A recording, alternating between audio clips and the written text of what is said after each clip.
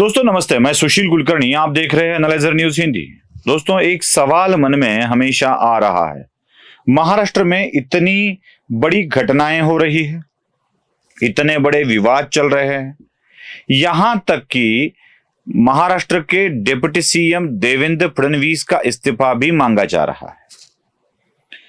एकनाथ शिंदे महाराष्ट्र के मुख्यमंत्री, इनके ऊपर दबाव बनाया जा रहा है कि वो देवेंद्र फडणवीस को अपने मंत्रिमंडल से निकाल दे, क्योंकि मराठा आरक्षण आंदोलन पर जो भी कुछ हुआ था या लाठीचार्ज हुआ था, प्लास्टिक बुलेट लगाई गई थी, इसके कारण देवेंद्र फडणवीस इस्तीफा दे दे, ऐसा बोला जा रहा है। राज्य का हर नेता मराठवाड़ा के जालना जिले में जाकर आ रहा है। राज्य का हर नेता जा रहा है। शरद पवार चले गए, उद्धव ठाकरे चले गए, उसके बाद संभाजी राजे चले गए, उदयनराजे भोसले चले गए, बाद में राज ठाकरे चले गए, सरकार की तरफ से महाजन चले गए मंत्री के हैसियत से। हर एक नेता वहां पर जा रहा है और ऐसा कोई नेता हो जो बात नहीं कर रहा है। हर कोई विधायक, सांसद, सारे के सारे इस विषय पर बात कर रहे हैं। लेकिन मुझे आश्चर्य इस बात का है कि महाराष्ट्र के डिप्टी सीएम अजीत पवार चुप्पी साधे हुए हैं, बिल्कुल खामोश। एक शब्द भी उनके मुख से नहीं निकला है। अगर वो नाराज है तो मैं नाराज हूं, ये लाठीचार्ज होना चाहिए था, ऐसा भी वो नहीं कह रहे हैं। अगर वो सहमत है कि जो भी कुछ वहां पर हुआ उसके कारण यह हुआ, ये भी वो नहीं कह रहे हैं। मराठा समाज को आरक्षण मिलना चाहिए, ये भी अजीत पवार के मुख से नहीं निकल रहा है। यहां तक कि अजीत पवार की तरफ से प्रफुल्ल पटेल ने ये बयान दे दिया कि ना तो कोई नाराजगी है, ना ही कोई बात, बस अजीत पवार बीमार है। अजीत पवार चुप है, बीमार है, इसलिए वो घर पर है, लेकिन बात कुछ नहीं कर रहे हैं। खास तौर पर राज्य में ऐसी घटनाएं हो रही है, लगातार राजनीति हो रही है मराठा आरक्षण के मुद्दे पर, फिर भी अजीत पवार चुप है। दादा क्यों कुछ नहीं बोल रहे हैं? दादा चुप्पी साधे क्यों है? एक बात हमेशा समझ में आती है, जब जब भी देवेंद्र फडणवीस या भारतीय जनता पार्टी की सत्ता आती है, तब तब मराठा आरक्षण के आंदोलन का मुद्दा प्रभावी बन जाता है। अब तक देखा जाए तो स्वर्गीय विनायक मेटे इस आंदोलन को, इस विचारधारा को आगे ले जा रहे थे। विनायक मेटे कभी भारतीय जनता पार्टी के साथ थे, कभी राष्ट्रवादी कांग्रेस पार्टी के साथ थे, और भाजपा की सत्ता आने के बाद फिर से एक बार भारतीय जनता पार्टी के साथ हो लिए। विनायक मेटे अलग अलग तरीके से अपनी बातें रखते आए। उस वक्त भी सरकार की तरफ से कुछ विशेष प्रयत्न नहीं किए गए, लेकिन आंदोलन भी नहीं हुए। बस कहीं पे धरना आंदोलन हो जाता था, कहीं कोई ज्ञापन दे देता था किसी को और कहता था कि आरक्षण मिलना चाहिए। सरकार भी कहती थी कि आरक्षण मिलना चाहिए। मुझे आश्चर्य इस बात का है, तब ना कोई आंदोलन हुआ, ना कोई बात छिड़ी। उदाहरण के तौर पर मैं बता देता हूं, 1961 में जब महाराष्ट्र राज्य की निर्मित हो गई थी, तब एक देशमुख आयोग का गठन किया गया था। ना देशमुख आयोग ने मराठा समाज को शैक्षणिक या सामाजिक हेतु से पिछड़ा नहीं समझा। उसके बाद 2001 में खत्री आयोग की स्थापना हुई।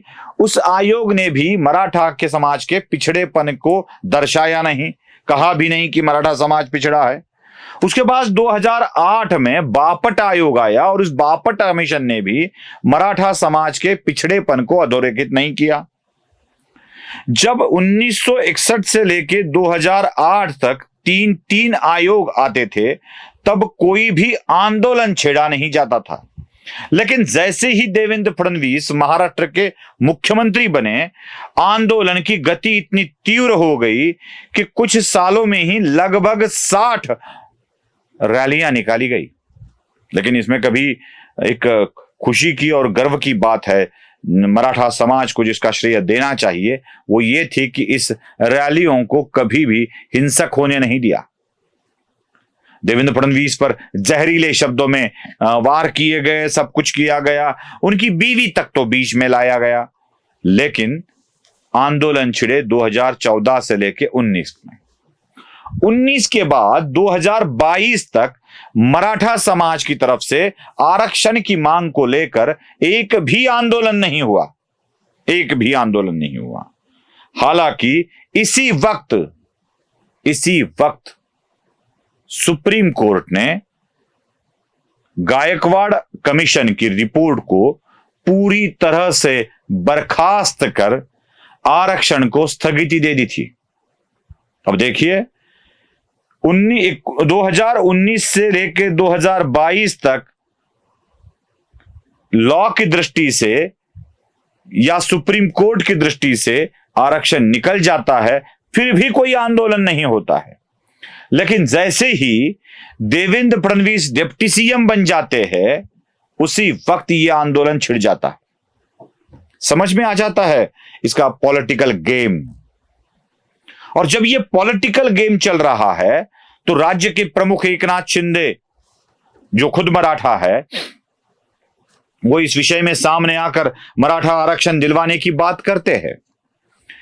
जिन पुलिस ने लाठीचार्ज किया था उनको लीव पर भेजा जाता है, नए एसपी को भेजा जाता है जालना में।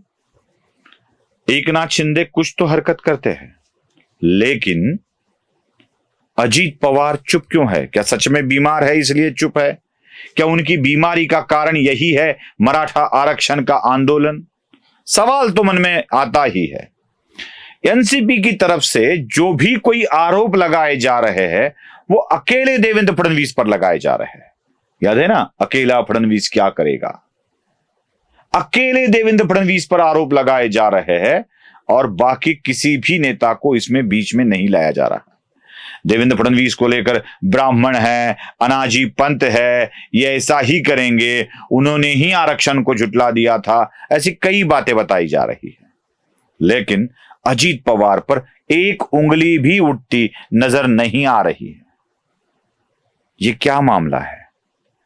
क्या भारतीय जनता पार्टी और देवेंद्र फडणवीस ने खुद होकर अपने घर में ऐसे लोगों को बुला लिया है जो उनकी ही प्रतिमा को ध्वस्त कर देंगे?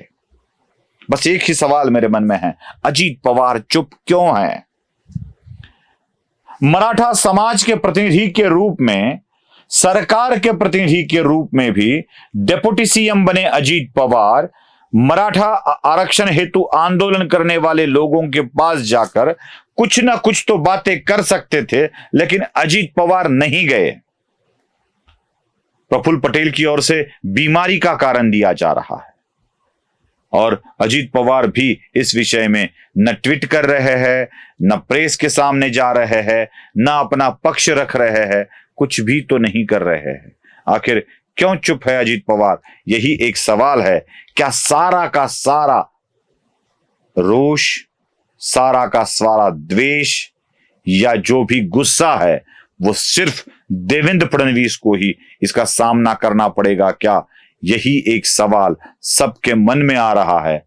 पहले देवेंद्र फडणवीस को ब्राह्मणों के समाज के द्वारा कुछ आरोप लगाए गए, उसके बाद फडणवीस पर फिर से एक बार ब्राह्मण होने के कारण मराठा पर अन्याय होने का आरोप लगाया जा रहा है। फडणवीस अकेला क्या करेगा? ऐसा कहते कहते फडणवीस को अकेला अलग थलग करने की ये कोशिश है क्या? यही एक विचार मन में आ रहा है। बस एक ही सवाल, चुप क्यों है अजीत पवार? नमस्ते।